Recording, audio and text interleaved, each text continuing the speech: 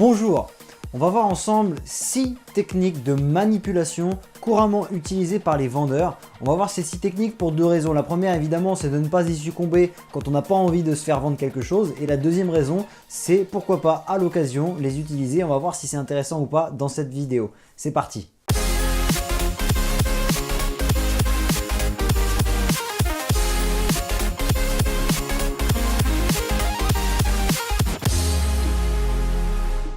Alors, bienvenue dans cette vidéo, tu vas voir, on va vraiment passer un bon moment ensemble. Pense à t'abonner si tu veux plus de conseils d'inspiration, de motivation, des conseils à propos de la vente, du leadership, bref, toutes ces choses qui vont être utiles pour parfois monter une affaire, pour parfois atteindre un objectif, que ce soit sportif, que ce soit dans le domaine associatif, que ce soit dans le domaine personnel. Bref, on a tous plus ou moins envie de grandir et c'est parfois utile d'avoir des solides références. Et au taquet, ça fait partie de ces communautés qui vont t'aider à te booster au quotidien pour muscler ta psychologie et affronter des plus grands défis. On fait ça avec énormément de cœur et de passion. On fait ça évidemment gratuitement sur YouTube. Le contenu, il est là pour toi. Il est en diffusion en masse. Il y a plusieurs vidéos par semaine. Il y a Amine qui est à l'autre bout du monde qui nous fait un tour du monde de leadership. C'est passionnant. Il y a Jérôme qui nous fait des vidéos magnifiques avec des points de vue, des montages, etc. Bref, toute une équipe qui est là pour toi, pour te donner du contenu de qualité et te faire passer des bons moments. On peut faire travailler un peu sa tête de temps en temps dans notre vie parce que c'est pas tout foncer et taper dans le mur. Des fois, c'est important de faire travailler un peu sa tête, d'avoir des stratégies pour commencer à ajuster ses plans, commencer à ajuster sa prise d'action, sa prise de décision et puis commencer à performer de mieux en mieux. Je pense que tout ça, ça peut être intéressant pour toi. Pense à t'abonner. Alors, le but du sujet, il est vraiment passionnant. Ça va être de comprendre 6 méthodes, les 6 méthodes les plus utilisées, et j'invente rien, c'est quelque chose que tu apprends dans les plus grandes écoles de commerce et c'est quelque chose que tu vas connaître au quotidien. Les 6 méthodes les plus utilisées dans la vente, je parle bien de méthodes de manipulation. Moi, je vais comparer un petit peu 2 manières de vendre. C'est les 2 seules manières de faire prendre des décisions aux gens. 1, en les manipulant, 2, en les inspirant. Là, je ne te parle pas de démarche d'inspiration, je te parle de démarche de manipulation. Est-ce que c'est bien, est-ce que c'est mal? À toi de faire tes propres choix. Moi, j'ai mon opinion là-dessus, à toi d'avoir le tien. Maintenant, les plus grandes compagnies, les plus grandes firmes utilisent ces techniques de manipulation. Après cette vidéo, quand tu seras au courant de ces techniques-là, ça sera plus difficile d'en être victime malgré toi. D'accord? C'est parce que tu voudras bien être victime de leur vente manipulatrice que tu te mettras à acheter des choses. Mais maintenant que tu sais, enfin une fois avoir vu cette vidéo, tu sauras, tu pourras faire des choix et prendre des décisions bien plus éclairées. Okay? Ça, c'est intéressant. C'est intéressant comme démarche de comprendre ce qui se passe, quels sont les mécanismes et les enjeux. Alors, c'est parti. Première technique de manipulation des vendeurs, des grandes enseignes et des grandes firmes. Le prix. Il y a bien une chose que tu dois comprendre. La valeur, ce n'est pas le prix. D'accord? C'est 2 choses complètement différentes. Tu peux avoir un objet d'une grande valeur, qui a une grande utilité, d'accord? Qui a une valeur intrinsèque, ok? Comme par exemple, je ne sais pas, quelque chose qui a une valeur intrinsèque. Un ami, un être humain, quelqu'un de ta famille, c'est une immense valeur, d'accord? Par contre, le prix, il y en a qui vont dire un ami ça n'a pas de prix, mais il y en a qui vont dire, il y en a qui parlent du prix d'une vie d'un homme. Il y a des gens qui calculent ça, d'accord? C'est atroce, mais c'est réel. De la même manière, un bout de papier comme ça sur lequel c'est écrit 100, okay, ça n'a pas de valeur, mais on lui accorde une valeur, donc on dit voilà, c'est 100 €. Okay, donc tout ça c'est très subjectif et relatif. Pour bien comprendre, une chose d'une grande valeur, comme un livre par exemple, ça peut avoir un prix complètement différent de sa valeur. D'accord, je te donne un exemple tout bête, un livre à seulement 5 €, il peut avoir une valeur immense pour toi, d'accord, alors que son prix n'est que de 5 €. Okay, donc c'est 2 choses complètement différentes. Maintenant, quand tu vas faire tes courses et que tu vas voir, par exemple, je ne sais pas moi, des prix cassés, eh bien forcément, tu vas te faire manipuler parce que tu vas croire que c'est une affaire, etc. Et donc, c'est une des méthodes de manipulation pour vendre plus. Les grandes enseignes, ils cassent les prix, ils bradent les prix. Et ce n'est pas des prix qui reflètent la réelle valeur de l'objet. Parce que derrière, parfois, il y a du temps, parfois, des fois, il y a des matériaux, parfois, il y a de la main-d'œuvre, parfois, il y a tout un tas de paramètres derrière les produits que tu achètes, que ce soit les produits ou les services. Mais sur le volume, sur la quantité, sur la masse, les grandes enseignes sont capables de réduire les prix pour t'attirer. D'accord? Mais sur le long terme, évidemment, ce n'est pas du tout intéressant. Il faut voir de manière tout à fait globale. À force de faire chuter le prix du blé ou le prix des légumes ou faire chuter le prix de plein de choses comme ça qui viennent du terroir, on se retrouve dans une situation où la France, bientôt, ne sera plus capable d'être en autosuffisance alimentaire. Pourquoi? Parce que les prix sont tellement bas que derrière, des humains qui travaillent, ou parfois du matériel, ou bref, des choses à entretenir, les prix sont tellement bas que toutes ces choses-là ne peuvent pas être entretenues. Que ce soit le salaire des ouvriers, que ce soit l'entretien du matériel. Tu comprends un peu le problème? Donc c'est sûr, tu vas être attiré par les trucs discount, la salade à 50 centimes, c'est pas cher, c'est vrai, mais à un moment donné, il y a une incohérence et le système finit par s'effondrer. Donc évidemment, des fois, c'est sur le long terme, c'est sur 10, 20, 50 ans, mais dans des petites entreprises, ça peut être à très court terme. À pratiquer des prix trop bas, qui ne reflètent pas la réelle valeur de ton produit, eh bien, tu vas te tirer une balle dans le pied. Ça, c'est en ce qui concerne ta politique de prix, mais c'est en ce qui concerne aussi ta politique de décision d'achat. Okay, quand tu te mets à acheter des choses, est-ce que tu as été influencé par le prix? Est-ce que tu te dis, tiens, je suis allé au moins cher? Est-ce que c'est dans ta logique? Je ne sais pas. Mais sache que c'est employé par les plus grands marketeurs des plus grandes firmes. Les firmes, je peux toutes les citer, ça ne sert à rien de les citer, mais toutes les plus grandes firmes, okay, qui ont les plus gros budgets marketing et qui font des recherches à coups de milliards dans la neuroscience, ils savent très bien qu'il y a ces 6 leviers-là. Le premier, évidemment, c'est le prix. On est sensible à ça. C'est une manipulation de masse. Deuxième outil vraiment perfide, et c'est un truc de filou, les promotions. Les promotions, qu'on soit clair, c'est pas de l'arnaque, mais presque. C'est-à-dire que quand tu achètes un paquet de Kellogg's et que tu sais que dedans il y a un petit jouet, ok, il y a un jouet dans le paquet de Kellogg's, eh bien en fait, sache bien que c'est uniquement pour te vendre un truc et c'est pas pour te faire plaisir. Et le jouet, ils te disent qu'il est gratuit, mais bien sûr que non. Il est répercuté sur l'ensemble des ventes, ok. Et quand il y a un jouet et quand il n'y a pas de jouet, tu vas me dire le prix ne change pas, mais c'est normal. Ça a été globalement augmenté dans ton prix le prix du paquet de Kellogg, ça a été globalement augmenté pour pouvoir faire des trucs comme ça, pour booster les ventes. De la même manière, quand tu te dis j'achète un produit parce qu'en même temps je vais avoir, je sais pas moi, des coupons à en renvoyer pour être remboursé à la caisse ou alors remboursé plus tard, ou alors ils comptent sur la négligence des gens, sur le fait qu'il y a plein de gens qui vont pas faire cette démarche-là. Donc tu t'achètes un produit en te disant, toi ou pas forcément toi, mais ou alors tu te dis ouais il a 50% remboursé si je renvoie le coupon par la poste, mais qu'il faut remplir un formulaire en 3 étapes, etc. C'est un truc tellement galère que la majorité des gens vont pas le faire, eux ils comptent là-dessus. Okay, donc c'est encore une technique de manipulation, les promotions, 2 pour le prix d'un, ou alors 3 pour le prix de 2, bref, des promotions comme ça sans fin, des trucs à moins 60%, mais pourquoi ils peuvent se permettre de faire des trucs à moins 60%? C'est que la plupart du temps, ils ont fait tout le temps plus 110, 115%. Bref, s'ils s'y retrouvent au final, ils ne perdent jamais d'argent. Mais au final, ça fait quoi? Ça fait que tu te retrouves à acheter des produits tout le temps, au quotidien, beaucoup plus cher.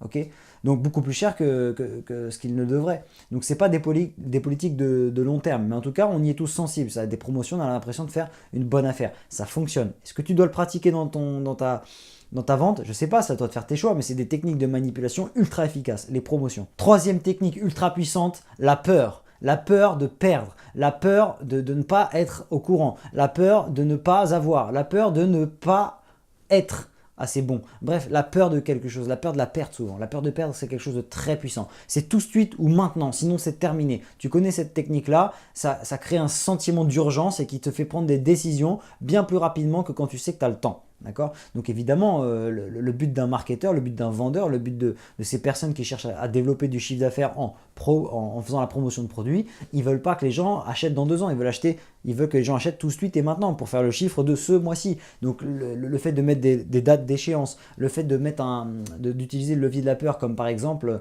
ça c'est des trucs de fou, mais ceux qui vendent des alarmes à domicile, ça existe, ça, je sais pas si ça a déjà été démarché, tac tac tac, ils frappent chez toi, tu ouvres la porte, ils disent bonjour, c'est pourquoi? Et oui, alors écoutez, dans votre quartier, je sais pas si vous le saviez, il y a eu 10 maisons qui se sont fait cambrioler. Ah bon? Ah bah oui, si vous voulez, on va vous expliquer, on est une entreprise qui aidons les gens à s'équiper on est contre les cambriolages. Ah bah ouais, toi en tant que simple client, tu te dis bah oui, c'est intéressant, je veux bien savoir c'est quoi votre truc. Et là, ils vont te faire flipper, ils vont commencer à dire il y a eu telle maison de cambriolée, les gens ils peuvent rentrer chez toi la nuit et commencer à t'observer dans ton sommeil, bref, des trucs qui sont probablement vrais. Mais en faisant le focus sur des choses terrifiantes, tu vas te retrouver dans l'obligation, c'est une obligation pour toi, puisque tu as ce sentiment de la peur qui domine sur tout le reste. Ça va dominer sur ta raison, ça va dominer sur ta logique qui te permet d'habitude de comparer les prix et de prendre de bonnes décisions. Tu vas être obligé, parce que tu as peur, de prendre ce produit d'alarme pour aller chez toi. Je prends l'exemple de l'alarme, mais c'est pareil pour tout. Et petite parenthèse, sans vouloir faire trop le rebelle, je sais pas si tu as remarqué la tronche des JT ou la majorité des séries qui passent le soir, c'est soit des trucs glauques, soit des trucs sur la guerre, soit des polars, soit ils aiment bien mettre quoi aussi des trucs d'urgence, enfin des trucs tout le temps qui te font flipper sur la santé, sur des meurtres, sur des conflits familiaux, sur des trucs vraiment très négatifs qui te mettent dans un état de peur. Et d'un seul coup, bam, le monde des bisounours, la publicité qui te rassure, qui te montre qu'on peut vivre heureux grâce à tel produit, des choses rassurantes. Bref, ça crée un contraste, tu es dans un état de peur, puis un état de rassurement, bref, c'est des choses qui sont très bien étudiées, parce qu'il suffit de mettre quelqu'un dans un scanner, c'est une machine qui mesure l'activité neuronale quand tu es soumis à des images, soit de publicité, soit de tel ou tel produit, soit de telle ou telle chanson, bref, ils mesurent tout ça et ils mettent au point des techniques de neuromarketing. Le tout, c'est d'en être au courant, le tout, c'est d'être au courant de tout ça, le tout, c'est d'en être conscient, ok? Pour ne plus en être victime, dans un premier temps, ou si on l'est, c'est par choix. Et en même temps, si on veut l'utiliser pour son affaire, pourquoi pas? Moi, je te donne plein de liens de personnes qui vendent ce type de produits, des machines à neuromarketer les gens, ça existe. Okay, on t'explique ça juste après. Maintenant, le quatrième, il est ultra puissant et on le voit très souvent, c'est la pression sociale. Okay, ça, c'est souvent que dans les publicités, tu vas voir un expert recommander tel produit. On va voir un tennisman super connu faire la pub d'un Kinder Bueno. Alors tu sais très bien que les sportifs de haut niveau ne mangent pas de Kinder Bueno, ok, ça c'est sûr et certain. Mais par contre, le fait d'associer quelqu'un de successful, quelqu'un qui a une bonne tête, qui est souriant, qui est connu et reconnu, qui mange des Kinder Bueno, une marque de Kinder en plus c'est la marque Ferrero, bim, pour toi c'est une évidence, tu passes devant le paquet, je dis pas toi, hein, c'est un toi de vérité générale. Tu passes devant le paquet, tu dis mais c'est bon pour moi ça, si c'est bon pour lui, c'est bon pour moi. Tu fais des associations comme ça. Si c'est bon pour les plus grands, pour les personnes les plus respectueuses, les personnes les plus connues, si même eux mangent ça et s'associent à cette marque-là, c'est que c'est bon. Donc ça marche vraiment. Bah, évidemment, les sportifs qui font la promotion de marques de sport, ça paraît légitime, mais ça va plus loin. Les sportifs qui font la promotion de boissons gazeuses, le truc est complètement absurde. Bien évidemment que eux, jamais ils boivent une goutte de ces conneries-là. Par contre, bon bah pour empocher le chèque, ils vont commencer à faire de la promotion de ce type de produit. Et malheureusement, ça fonctionne. On se fait avoir, on se fait avoir. Donc toi, évidemment, ne sois pas naïf quand tu vois quelqu'un qui fait la promotion d'un produit, il a été payé très très cher pour ça. Très très cher pour te dire d'acheter ça. Ne crois pas que c'est de la bonne voie et qu'il croit vraiment dans le produit. Donc dès que tu vois une association comme ça, tout de suite tu dois te dire manipulation, c'est de l'arnaque. En fait, leur produit est tellement pourri que personne n'en veut et ils doivent l'associer à quelqu'un de très connu. Ok. Maintenant, il est vrai qu'il y a des bons produits, ça existe les bons produits qui sont utilisés par des vrais professionnels. Ça marche aussi. Okay, je ne veux pas dire que tout est toujours pareil. C'est vrai que certains experts dans tel ou tel domaine, ça peut être dans l'alimentation, dans le sport ou dans ce que tu veux, utilisent tel ou tel type de produit. C'est la réalité. Par exemple, il est vrai que l'ensemble de la communauté des caméramans et des monteurs vidéo aime bien travailler avec la marque RED. C'est des caméras, ils appellent ça RED. C'est comme, on va dire, un standard professionnel. Okay, eh bien, ça arrive qu'il y a des grands noms pour la pub de ces caméras RED qui s'associent à cette marque-là. Donc évidemment, il y a des vraies marques, des vraies bonnes marques qui ont des vrais experts qui utilisent leurs produits pour de vrai. Ça existe aussi. Sache que ça fonctionne comme démarche. Le fait d'associer un expert à ta marque, ça va être utile. Et sache que c'est aussi utilisé pour te manipuler. Okay, tu as les deux côtés. Cinquième astuce de Philou, la nouveauté. Attention à ne pas confondre avec l'innovation. L'innovation, c'est un truc qui va changer le monde, d'accord? Un truc qui va bouleverser le milieu dans lequel tu travailles. Un truc comme, je sais pas moi, le navigateur qui commence à te dire la Terre est ronde à l'époque où ils ont découvert ça. Ça, c'est un truc qui a bouleversé le monde. D'accord? C'est pas une petite nouveauté, non, c'est carrément une innovation, c'est même plus qu'une innovation, c'est carrément un changement de paradigme, un changement de manière de voir le monde. D'un seul coup, on pouvait faire non pas des allers-retours, mais carrément un seul tour. Et puis commencer à développer des nouvelles routes, etc. Alors évidemment, dans ton produit, dans ce que tu vends, ou bref, dans ce que la plupart des entreprises vendent, il n'y a pas forcément des innovations qui vont bouleverser le monde, il n'y a pas forcément que ça à faire. Mais sache que ça va attirer les gens, ça va forcément faire vendre. Maintenant, il y en a beaucoup qui font passer des petites nouveautés, des petits gadgets, des petits plus pour des innovations, pour essayer de booster les ventes. Et ça, bah ça fonctionne. Même si sur le long terme, c'est pas aussi bouleversant que de se rendre compte que la Terre est ronde, ça fonctionne quand même. Donc une nouveauté, c'est quoi? C'est pas une innovation, une nouveauté, c'est par exemple, le téléphone, au lieu de faire 1 cm d'épaisseur, il fait plus que 8 mm. Ouais, ils vont te dire c'est extraordinaire, c'est grâce à une nouvelle technologie révolutionnaire de nanomatériaux. C'est une connerie, c'est juste une petite nouveauté, tu as gagné 2 mm d'épaisseur. De passer de 20 millions de mégapixels à 40 millions de mégapixels sur l'appareil photo de ton smartphone, c'est une nouveauté. ils vont te dire que c'est une innovation extraordinaire et bouleversante pour le monde du numérique, parce qu'ils ont doublé le nombre de pixels, mais en réalité, bon bah, c'est une nouveauté, c'est un truc en plus. C'est pas non plus, ça va pas te bouleverser. Ça va pas bouleverser la vie des gens, c'est pas non plus bouleversant, mais ça aide à booster les ventes. La majorité des entreprises, même je crois 100% des entreprises dans les technologies, utilisent ce genre de choses. Et pas forcément que dans la technologie. Moi, je prends toujours l'exemple des dentifrices. Dans les années 70, il y avait deux sortes de Colgate. Colgate, c'est une marque de dentifrice. Ils avaient deux modèles. Okay, ils avaient le modèle bleu, le modèle rouge. Et puis avec le temps, pour booster leurs ventes, ils sont entrés dans cette démarche de nouveauté. Et c'est pas des innovations. Aujourd'hui, le dentifrice avec lequel on se brosse, c'est plus ou moins le même qu'il y a 40 ans. Cependant, ils ont rajouté plein de petits trucs. C'est des petites nouveautés, avec un petit peu de menthe, avec des petites billes pour blanchir, avec des petites billes pour les gencives. Des petites nouveautés, ce qui fait qu'aujourd'hui, ils ont une gamme de 32 produits. Ok, 32 produits. Et les concurrents, ils ont fait quoi? Bah, ils ont aussi une gamme de 32 produits. Du coup, maintenant, c'est limite difficile de choisir le bon dentifrice au supermarché, parce qu'il y a des nouveautés dans tous les sens. Mais ce ne sont pas des innovations. Ils te vendent ça comme des innovations. Ne le crois pas. Une innovation, elle parle d'elle-même. Elle fait du bruit, d'accord? Eux, ce qu'ils te disent, ce qu'ils te vendent comme étant des innovations, des trucs révolutionnaires, des technologies époustouflantes, c'est du mytho. C'est de la fumisterie. C'est des petites nouveautés, c'est des gadgets. Et c'est un outil pour booster les ventes. Parce qu'on est attiré par ces choses-là nouvelles. On a l'impression de, si tout le monde l'utilise, on doit l'utiliser. Si tout le monde est au courant, si l'autre il est au courant et pas moi, bref, on a ce sentiment de perdre quelque chose. Tout se mélange un peu et on a besoin on est attiré par ça, par ces nouveautés. La sixième technique, je l'aime beaucoup parce qu'elle se rapproche vraiment pour moi, ça se rapproche des techniques d'inspiration. Je te parle de cette sixième technique vraiment comme quelque chose de positif pour moi, et je la mets à cheval entre la manipulation, qui sert à influencer et à vendre, hein, et puis l'inspiration, qui cherche aussi à influencer, mais non pas à vendre et manipuler, mais plutôt à inspirer, à guider les choix des gens. Et je vois vraiment les choses comme le yin et le yang, quoi, le bien, le mal, comme vraiment deux démarches complètement opposées, mais qui font partie de notre quotidien. Cette sixième technique, c'est jouer sur les aspirations et les désirs des gens. D'accord? Donc ça demande une grande force psychologique pour comprendre l'état d'esprit dans lequel se trouve ton client, dans lequel se trouve ton prospect, dans lequel se trouve même ton ami, si tu veux lui vendre l'idée d'aller voir tel ou tel film ou d'aller dans tel ou tel lieu de vacances. Donc ça, c'est jouer sur leurs désirs et leurs aspirations.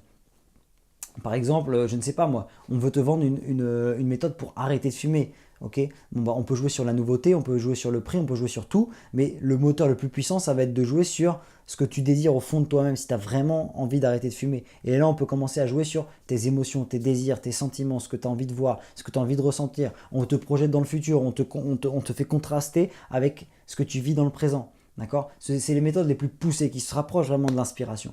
Donc ces 6 méthodes, comme tu le vois, elles se complètent, on les vit au quotidien. Toi-même, tu peux les utiliser à bon ou à mauvais escient. C'est toi qui vois. Maintenant, quelque chose qui t'aide à dormir sur tes deux oreilles. Parce que je pense que si tu regardes ces vidéos sur Otake, c'est que tu es une bonne personne, puisqu'on attire les personnes qui nous ressemblent. Alors, je ne considère pas qu'on est des bonnes personnes, mais en tout cas, l'intention qui nous anime, elle est positive. Donc forcément, les gens qui nous écoutent, ils ne sont pas là pour faire des trucs bizarres, faire des trucs un peu flous, des trucs illégaux, des trucs pour s'enrichir rapidement et pas sur le long terme. Non, je sais très bien que la communauté Otake, elle est là pour bâtir des fondations solides, construire des business solides ou des associations solides, ou bâtir des rêves et aller atteindre des objectifs très hauts et très inspirants. Je sais que les gens sont là pour du positif.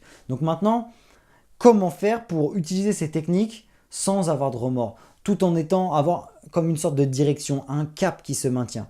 Il n'y a qu'une seule méthode, c'est d'agir en étant sûr et certain d'être dans sa voie, de faire ce qu'on a à faire, de faire ce pourquoi on est venu sur Terre. Trouver sa voie, c'est quelque chose qui est à cheval entre le mystique et le quotidien. Quelque chose entre le spirituel, quelque chose entre je dirais presque le divin, et puis le truc le plus terre à terre, le quotidien, l'exécution au quotidien, le travail au quotidien. Trouver sa voie, c'est un mix entre les deux. C'est-à-dire qu'on sait ce qu'on fait et on sait pourquoi on le fait. Donc ça, trouver sa voie, c'est quelque chose que je te recommande vivement. Trouver ta voie, c'est peut-être même le point de départ de toute ta démarche de développement personnel et d'atteinte d'objectifs. D'accord? Parce que tu veux atteindre tes rêves, c'est super, mais quels sont tes rêves? Et d'où viennent-ils? Est-ce que tu te connais vraiment? Toutes ces choses-là, tu dois les prendre en compte avant de te lancer, avant de courir comme un fou furieux, en train d'essayer de défoncer les murs, en train d'essayer de gérer ton temps, en train d'essayer d'apprendre des techniques de vente. Là, on a balayé 2-3 techniques, c'est super. Mais avant de faire tout ça, tu dois, dans un premier temps, pour pouvoir agir de manière sereine et déterminée, s'exprimer, eh bien il te faut absolument connaître ta voix. Donc pour ça c'est très très simple, il y a une vidéo, tu as juste à cliquer sur le lien juste en dessous, je ne sais pas si c'est fait pour toi, en tout cas tu vas pouvoir voir un peu comment ça s'anime, nos modules de formation. Regarde, c'est juste en dessous, ça dure quelques minutes, tu cliques sur le lien et tu vas voir en plusieurs étapes comment on fait, pas à pas, et avec des exercices, et je t'accompagne pour trouver ta voix. C'est quelque chose qu'on a fait avec beaucoup de cœur, on y a mis beaucoup d'énergie. Je te dis à tout de suite dans la vidéo, clique sur le lien. Allez, c'est parti, go!